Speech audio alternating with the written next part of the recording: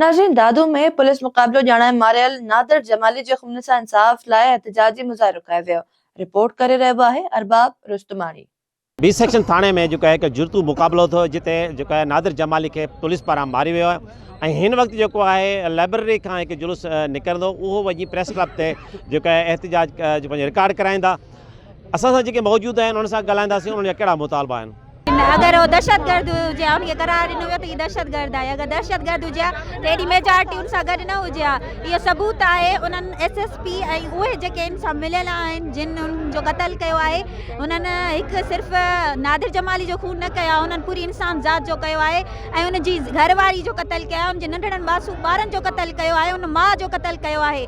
त असां उनखे मज़बत कयूं था ऐं असां जेको आहे मुतालबो कयूं था त उन्हनि खे फौरी तौर जेको आहे उनजा जेके कातिल आहिनि उनखे गिरफ़्तार कयो वञे, उन्हनि खे पंहिंजे अंजाम ते पहुचायो वञे। मुक़ाबलो ॼाणाए ऐं नाहक क़तल कयो आहे हिकु नौजवान जो जेको बछड़ेवाल आहे ऐं असां जुडिशनल इंक्वायरी जी जेको मुतालबो कयूं था इहो ई चऊं था त इहो असांजो पुरअमन एहतजाज आहे। फौरी तौर जेके इन शइ में मुलविस आहिनि, इन खून में मुलविस आहिनि, उन्हनि खे फौरी तौर उन्हनि ते FIR दाख़िल कई वञे, उन्हनि खे कड़ी खां कड़ी सज़ा ॾिनी वञे त जीअं उन्हनि खे हिकिड़ो सबक़ मिले त हिकु नौजवान जो क़तल ही हिकु पूरी इंसानियत जो क़तल आहे। जुडिशल इंक्वायरी थिए ऐं जेके भी खून में मुलविस आहिनि, हुकुम ॾियण वारा, गोली हलाइण वारा, खाइण वारा, सभिनी खे अंजाम ताईं पहुचायो वञे। असां नौजवान खणी मारिया वञनि उहे असां कॾहिं क़बूल न कंदासीं। हुनजे खून सां इंसाफ़ कयो वञे। जेके बि हिन में मुलविस आहिनि उनखे अरेस्ट करे जुडिशल इंक्वायरी करे उनखे सज़ा ॾिनी वञे। सिंध हुकूमत जे तरफ़ां जेको जुर्तू मुक़ाबले में नादिर जमाली खे मारियो वियो आहे, जेको है पुलिस ऐं IG सिंध जे तरफ़ां जेको चयो वियो आहे त इंक्वायरी जेका मुक़ररु कई आहे उनखे जेको असां रद्द कयूं था। हिननि जेको जुडिशल इंक्वायरी लाइ IG सिंध ऐं वज़ीर आला सिंध खां मुतालबो कयो है। जी, इस्लामाबाद में गैस सिलेंडर धमाके में फाथियल घोट कुंवार समेत 8 ॼणनि जी तदफीन कई वई। रिपोर्ट करे रहियो आहे मंज़ूर चांडियो। हिन वक़्तु इस्लामाबाद जी 7 वारे इलाके में मौजूद आहियां जिते गुज़िरियल ॾींहुं हिकु वॾो वाक़ियो पेश आयो। वाक़ियो कुझु हीअं हुयो त हीउ वाक़ियो जेको आहे वॾे सानियो पिणु चई सघिजे थो। उहो हिन सूरत में हुयो त गुज़िरियल ॾींहुं हिन ई इलाइक़े में शादीअ वारो माहौल हुयो। जंहिं घर में शादी हुई उन ई घर में वाक़ियो पेश आयो। वाक़ियो जेको आहे गैस लीक थियण जे सबबु थियो। कुझु जॾहिं त हितां जे इलाइक़े वासियुनि सां पिणु ॻाल्हि ॿोल थी आहे, उन्हनि इहो ॿुधायो त शादीअ जो माहौल हुयो, सुबुह जो वलीमो हुयो, घोट कुंवार पिणु उन घर में हुया।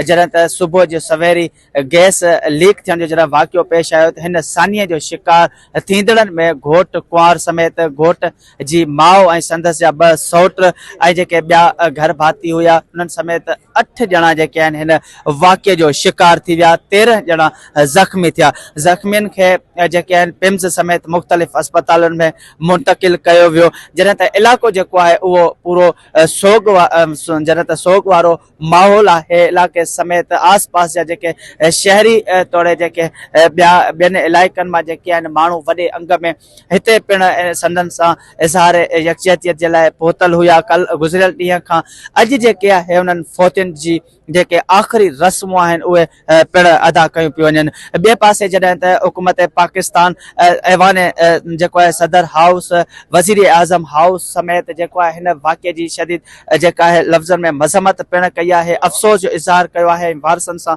पिणु हमदर्दीअ जो पिणु इज़हार कयो आहे। फौरी तौर ते जेको आहे ज़ख़्मियुनि खे इमदाद जी जेका आहे उहा हिदायत कई आहे ऐं वारसनि सां पिणु जेको आहे उहो उन्हनि सां बि पिणु जेको आहे हमदर्दीअ जो ऐलान बि कयो आहे। जॾहिं त हिन वक़्तु ताईं इहो मालूम न थी सघियो आहे त गैस लीक थियण जा सबब कहिड़ा हुया या कहिड़े घर मां जेको आहे गैस लीक थी जो हेॾो वॾो जेको आहे उहो सानियो पेश आयो। उन तरफ़ां जेको आहे इंतिज़ामिया तरफ़ां जेको आहे पिणु कमेटी बि क़ाइमु कई वई आहे जेका पिणु जल्दी जेको आहे हुकूमत खे रिपोर्ट ॾींदी ऐं उन्हनि तरफ़ां पिणु इलाइक़े में जेको पूछताछ वारो जेको सिलसिलो आहे उहो पिणु जारी आहे। हिन वक़्तु ताईं इहो मालूम थी सघियो आहे त जेके घर आहिनि उहे हिक खां वधीक जेके आहिनि 4 जेके घर आहिनि हिन वाक़िए में जेके आहिनि उहे पिणु मुस्मार बि थिया आहिनि, उन्हनि खे पिणु नुक़सानु रसियो आहे।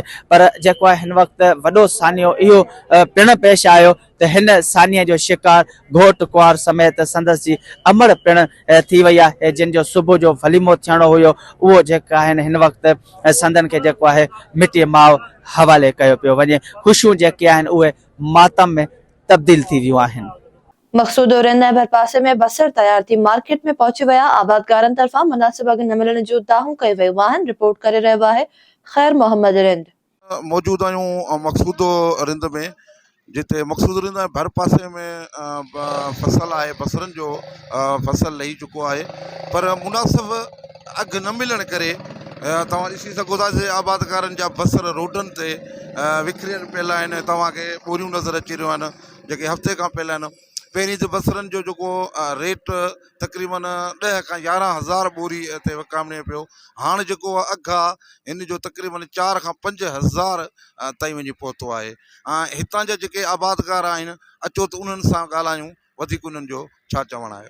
बसरनि जी पोजीशन ई आहे जो केरु वठण वारो कोन्हे। आबादकार परेशान, वापारी परेशान, मज़दूर परेशान। ख़र्च रुगो ख़र्चा, बाक़ी बचो छा आहे, रुगो ख़र्चा, ख़र्च बि पूरो कोन थो लहे। बोरी सम्झो रेट ई कोन्हे, छा हुते हाणे 2200 3200 छा कबो ॿुधाइनि। ही बसर आहे, नंढड़े बचे वांगुरु हिनखे निपायो आहे, वॾो कयो आहे। अॼु हिन जो रेट न आहे। यूरिया भरणु महांगो आहे ऐं अहिड़ियूं शयूं तमामु महांगियूं। हिन जो बारदानो 70-80 रुपया बोरी लॻी पई आहे ऐं जेको आहे तो बसर जो रेट आहे ई कोन। हितां जेको बसर फैसलाबाद मोकिलियूं था उहो किराए में असांजो बसर ई पूरो थो छो वञे। अॻिते असां हली छा कंदासूं। मज़दूर आबादगार सभु परेशान आहिनि। बसर बिज महांगो, भाण महांगो, DAP 1500 रुपया बोरी लॻी, 15,000 रुपया बोरी आहे। अटो बि महांगो, हर शइ महांगी आहे, ख़र्च वॾो आहे। इन जे करे गवर्नमेंट खे अपील आहे त जेको एक्सपोर्ट ते टैक्स आहे उहो टैक्स ख़तमु करे त कुझु रेट आबादगारनि खे। ख़र्च एतिरो वधी वियो आहे, हाणे हिकिड़े बोरी जो मथां 2,800 बोरी वञे पियो, 4.5-5,000 रुपया बोरी आहे DAP जो। सभु भाण, दवा, इहे मर्ज़नि जो वायरस लॻियो, उहो ख़र्च करे करे असां त बेज़ार थी वियासीं। हाणे जॾहिं फसल तयारु थी वियो, 1,800 रुपया कटो, 2,000 रुपया, 1,500 रुपया, हाणे 1.5 मण जो कटो। हाणे हिसाब बि ॾिसूं था ख़र्च में पूरा आहियूं, बचे त का शइ कोन थो। असांजो ऐं मुंहिंजी ज़मीन में हींअर ताईं 3 एकड़ बिल्कुलु तयारु बसर बीठो आहे। ऐं गवर्नमेंट सां इहा ई आहे त उनखे घुरिजे त बॉर्डर जेके बि आहिनि, ईरान वारो बॉर्डर आहे, अफ़गानिस्तान वारो बॉर्डर आहे, ऐं उन्हनि सां ईरान खां घुराइणु बंदि करे ऐं अफ़गानिस्तान ॾे ही रवानो करे होॾांहुं। त छो जो जॾहिं आबादगार ख़ुशहाल हूंदो त अवाम ख़ुशहाल हूंदी। सिराड़ी वेझो लिंक रोड जी मरम्मत न थियण सबबि रहवासी परेशानी में मुब्तला थी विया आहिनि। रिपोर्ट करे रहियो आहे असद ज़रदारी। हींअर मौजूदु आहियूं यूसी करम जमाली जे ॻोठ शहनद बुखारी में, जिते हीअ लिंक रोड आहे जेको केतिरनि सालनि खां मरम्मत न थी सघियो आहे ऐं ॻोठणनि खे तमामु घणियूं तकलीफ़ूं पेश अची रहियूं आहिनि। वधीक अचो त ॻोठणनि सां ॻाल्हायूं त वधीक उन्हनि जो छा चवणु आहे। ॻोठनि जो रोड आहे जंहिंमें 20-25 ॻोठ आहिनि। हीअ यूसी करम जमाली में आहे ऐं हिन खे गुज़िरियल 15-20 साल खां रोड जो को बि मरम्मती कमु कोन थियो आहे। ऐं हिन ॻोठ सां असां हिन रोड सां गुज़र असांखे इलाही तकलीफ़ आहे। इलाही दफ़ा असां चयो आहे, पंहिंजो MPA गुलाम कादर चांडियो साहिबु आहे, हिनखे चयो आहे, वरी बि अपील था कयूं त असांखे हीअ रोड ॾिनो वञे त असांजो हिते गुज़र सफ़र सही थिए। असांजो हिते जेको आहे हलण चलण में ॾाढी ॾुखियाई थिए थी, बीमार माण्हू नथो पुॼी सघे। रोड जी हालत तमामु तव्हां ॾिसो पिया। ऐं हर को पंहिंजे सोशल मीडिया ते बि इहो क्लिप ठाहे जेको आहे सो रोड जी उखड़ियल जी ॾिए थो, पर उन जे बावजूदि इम्प्लीमेंटेशन कोन्हे। बुनियादी हक़ आहे असांजो, स्कूल आहे, रोड आहे, अस्पताल आहे, या इहे बुनियादी सहूलियत खां असां जेकॾहिं महरूम आहियूं। हाणे के गाॾियूं आहे या बाइक आहे या कार आहे, हेॾा जेके ॻोठाणा वञनि था त मतिलबु जेको 5 मिंटनि जो सफ़र आहे उहो 15 मिंटनि में थिए थो। ऐं मरीज़ आहे वग़ैरह को गाॾियुनि जी हालत सफ़ा नाकारा थी वई। मुतालबो छा कंदो तव्हां गवर्नमेंट खां? रिक्वेस्ट इहा आहे रोड ठाहे ॾियो, ॿियो असांखे छा खपे। बिल्कुलु माना टुटल आहे। स्कूल जा माना ॿार हुजनि या अस्पताल मरीज़ हुजनि, गाॾियूं असांजूं माना तबाह थी वियूं आहिनि। ॿुध न, रोड माना ठहे ई कोन थो। नुमाइंदनि खे चऊं था, मुस्तफ़ा शाह खे, गुलाम कादर चांडिया खे हाओ त कनि था, पाण इहो ॾिसी बि विया आहिनि। शहनाद बुखारी खां तक़रीबन 7 किलोमीटर आहे, यको टुटल आहे घणे अरसे खां वठी। महिरबानी रोड ठाराए वञे गवर्नमेंट खे, बराए महिरबानी ही ठारायो। ॾुखियाई थींदी आहे, डेली एक्सीडेंट थींदा आहिनि, महिरबानी कयो ही ठारायो वञे।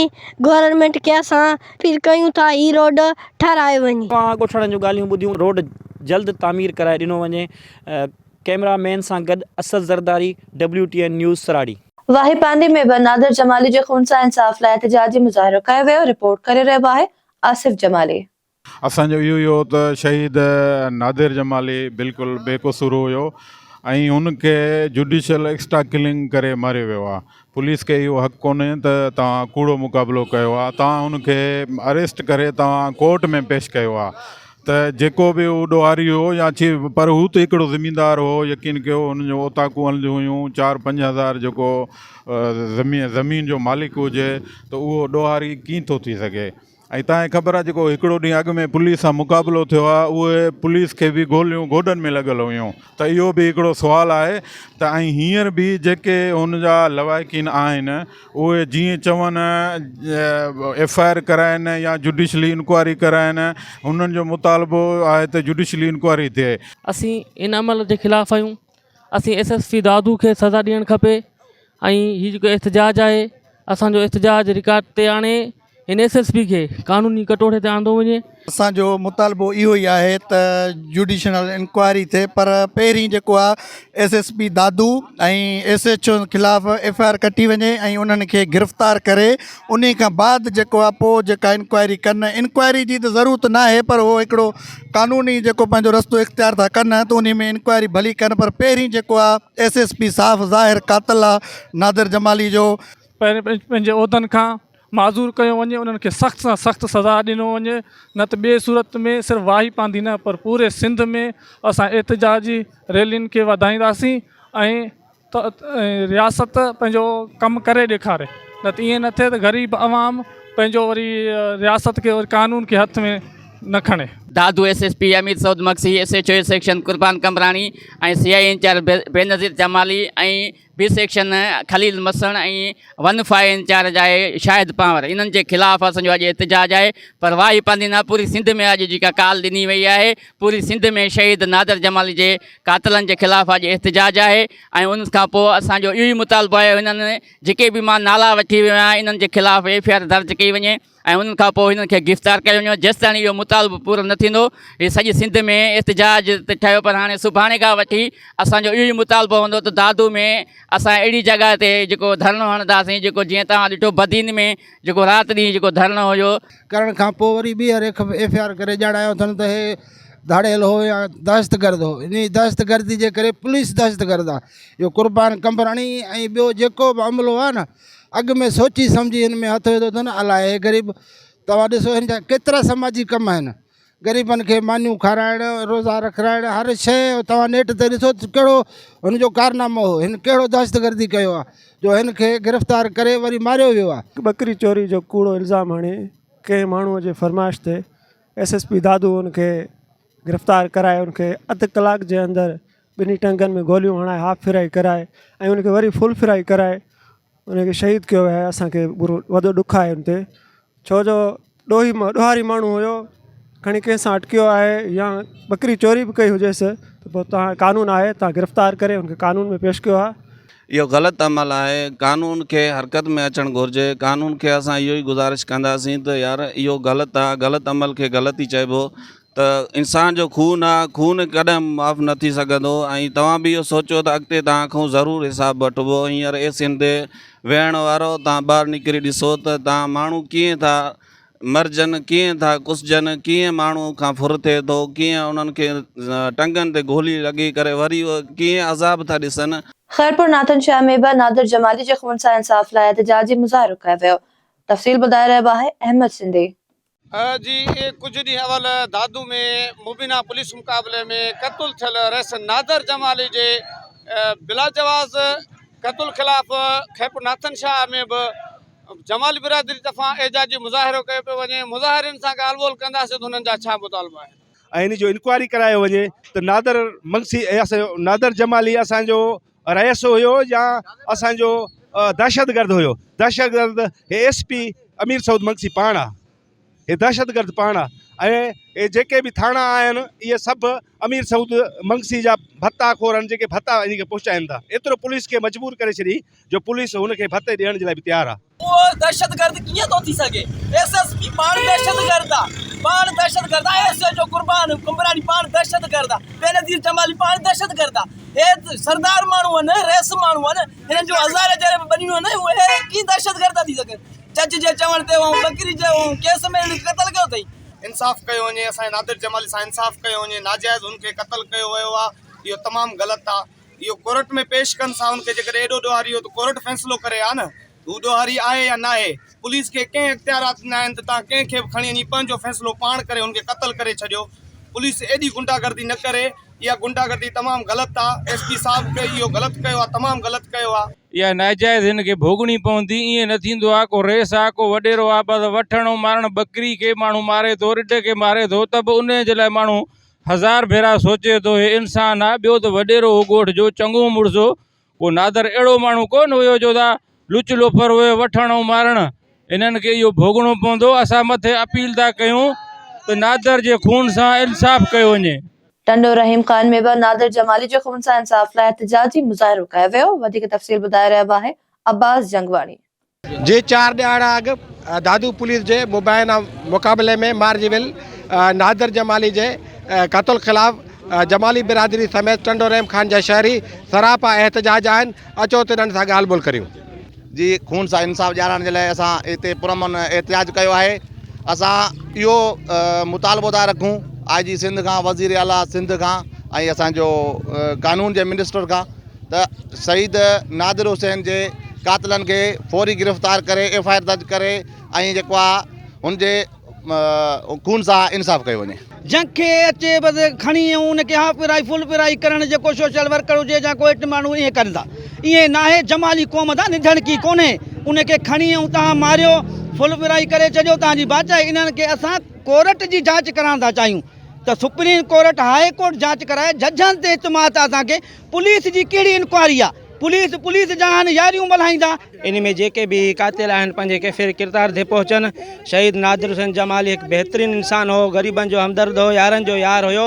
अहिड़े माण्हू खे दादू में बेगुनाह क़तल कयो वियो आहे, बेगुनाह शहीद कयो वियो आहे। असां जमाली बिरादरी पुरमन एहतजाज पिया था कयूं। असां पंहिंजो जुडिशनल इंक्वायरी घुरूं था ऐं पंहिंजो चीफ जस्टिस ऑफ पाकिस्तान साईं मुराद अली शाह खे अपील पिया था कयूं ऐं पंहिंजो IG सिंध, DIG सिंध ऐं जेके बि पंहिंजो इदारा आहिनि उनखे अपील था कयूं त जेका हिनमहिल जांच शफ़ाफ़ जेका इंक्वायरी कई वई आहे उन में असां इहा इंक्वायरी जुडिशल इंक्वायरी हुजे।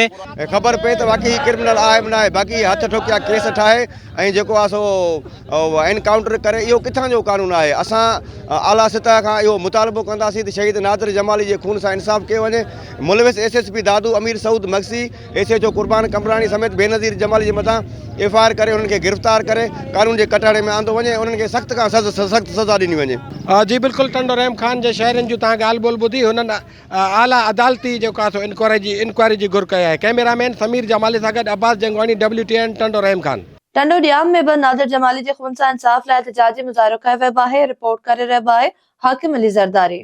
सिंध खां वठी बलोचिस्तान ताणी हुनखे बच्चो सुञाणींदो हुयो। हू रईस हबीबुल्ला खान जमाली जो वॾो पगदार पुटु हुयो। 2017 में पंहिंजे ख़ानदान जी पग हुनजे मथां पई वई ऐं हू पंहिंजे ख़ानदान जो चङो मुड़ुसु थियो हुयो। 2017 में हू हज़ारे एकड़ ज़मीन जो मालिक हुयो, हज़ारे ट्रांसपोर्ट में हुनजा कम हुया। पूरो दादू हुनखे बच्चो सुञाणींदो आहे। हीउ एॾो माण्हू शहीद थी वियो, अञा गहरी निंड में सुता पिया आहिनि। अड़े जमाली कॾहिं जाॻंदो, कॾहिं गैरत कंदो? अहिड़ा कुंदर पिया कुसजनि, तव्हां अञा ख़ामोश वेठा आहियो। केरु थो चए नादर चोर हो? हुनजी ट्रांसपोर्ट ॾिसो, हुनजी ज़मींदारी ॾिसो। हीअ हैदराबाद ज़िले खां वॾी कार हुंजर ते हुनजी संगत ॾिसो। तव्हां बदीन 0 पॉइंट ते हुनजी संगत ॾिसो। असां ज़ोर अपील था कयूं, डिमांड था कयूं त जुडिशल इंक्वायरी कंडक्ट कई वञे, ये पुलिस दहशतगर्दी बंदि कई वञे ऐं इंसाफ़ जो प्रॉपर तरीक़ो बनायो वञे। अॼु खां केतिरा ई अॻु में इहा पुलिस दहशतगर्दी रही आहे ऐं जेको हाफ फिराए फुल फिराए इहो हिननि जो पेशो रहियो आहे। इनखे स्टॉप कयो वञे। अॼु असां मुज़ाहिरो कयो आहे, एहतियात कयो आहे। अगरि उनखे इंसाफ़ न मिलियो त सिंध जे हर ज़िलो असीं बंदि कंदासीं, असीं हर रोड बंदि कंदासीं, हर गली बंदि कंदासीं।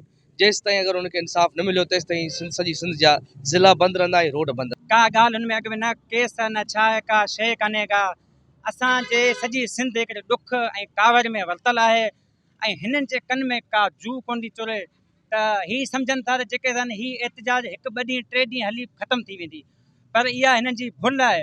अॼु असां पुरमन एतिजाज कयूं था, असां रोडनि ते निकिरंदासीं, इन SSP खे लिकण जी जॻह न मिलंदी, तंहिंजे करे असां चऊं था असांखे क्लियर कयो वञे ऐं जुडिशियल इंक्वायरी कई वञे ऐं असांखे ॿुधायो वञे त छा ॾोह हुनजो, छो कोन हुकूमत जेको असां अञा ताईं कंहिं नोटिस न वरिती आहे, IG साहब अञा ताईं नोटिस न वरितो आहे, छाजे करे? या त पोइ SSP इहो चाहे थो त असां जेको आहे पंहिंजे हथनि मां कलम छॾे हथियार खणूं भला, इहा ॻाल्हि करे रोज़ को न को जेको आहे खून थियो वञे, न का ॻाल्हि क्लियर न छा को ॻाल्हि कान्हे का। मीरपुर माथिलो जे कोसर पाड़े में हथियार बंदन की फायरिंग में जख्मी थियल नौजवान अस्पताल में फौत थी वियो।